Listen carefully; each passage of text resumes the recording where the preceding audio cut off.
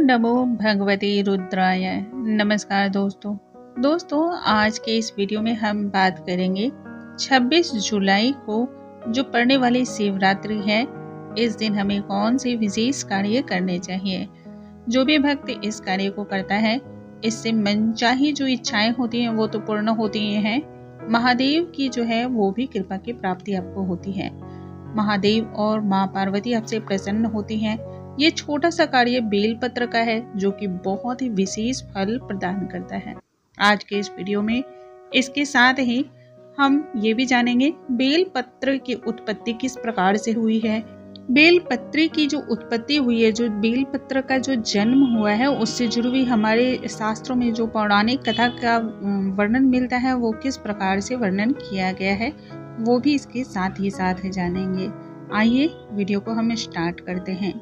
नमस्कार दोस्तों, कैसे हैं आप सभी। उम्मीद करती हूँ आप सभी स्वस्थ होंगे, सुरक्षित होंगे और आप सभी के उत्तम भविष्य की कामना करते हुए आज का ये वीडियो स्टार्ट करती हूँ। दोस्तों, सबसे पहले हम बेलपत्र से जुड़े हुए कथा के बारे में जान लेते हैं, क्योंकि ये हमारे पौराणिक कथा है और ये हम सभी को मालूम होने चाहिए। जैसा कि हम सभी को पता है कि बेलपत्र का जो वृक्ष है, बेलपत्र का जो पौधा होता है, वो भगवान शिव को अत्यधिक प्रिय माना जाता है।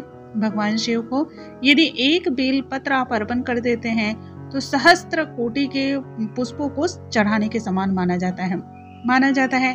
1 करोड़ कन्यादान से जो पुण्य फल की प्राप्ति होती है, वो सिर्फ और सिर्फ एक बेलपत्र आप यदि शिवलिंग पे चढ़ा देते हैं तो वो सारे आपको पुण्यों की प्राप्ति सिर्फ एक बेलपत्र से आपको मिलती है।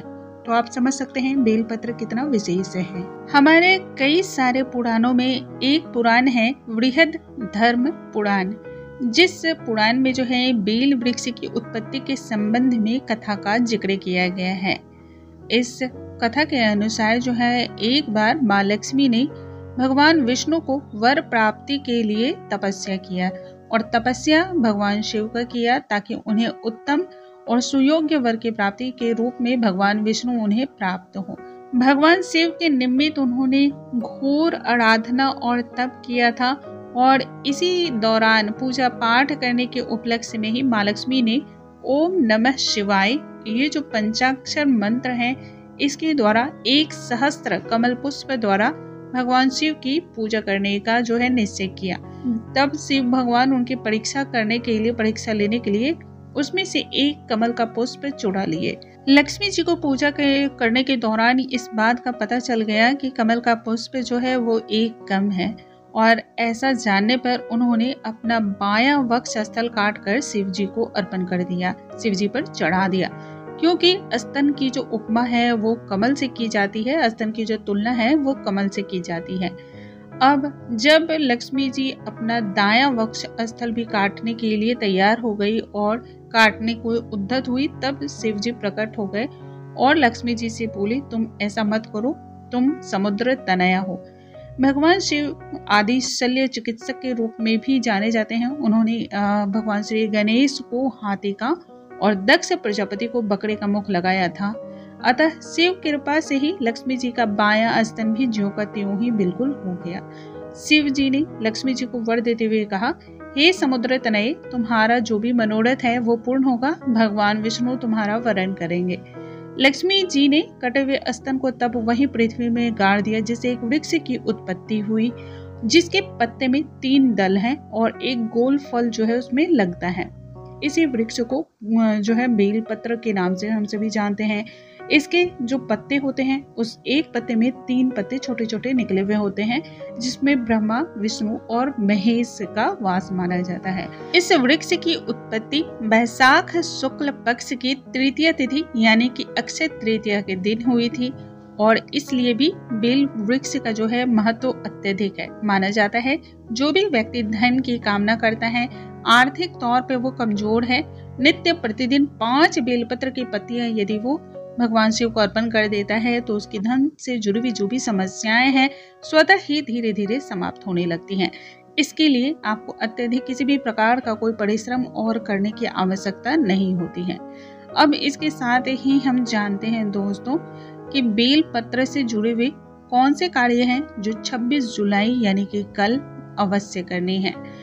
कल का दिन शिवरात्रि, सावन शिवरात्रि के नाम से जाना जाता है और ये अधिक मास में चूंकि पड़ रहा है तो ये और भी विशेष फल प्रदान करने वाला है। इस दिन आपको जो है शिवलिंग पर बेल पत्र अर्पण करना चाहिए और 5 बेल पत्र तो इस प्रकार से अर्पण करना चाहिए कि आपके समस्त मनोरथ जो है वो पूर्ण हो जाए। कहाँ कहाँ अर्पण करना है?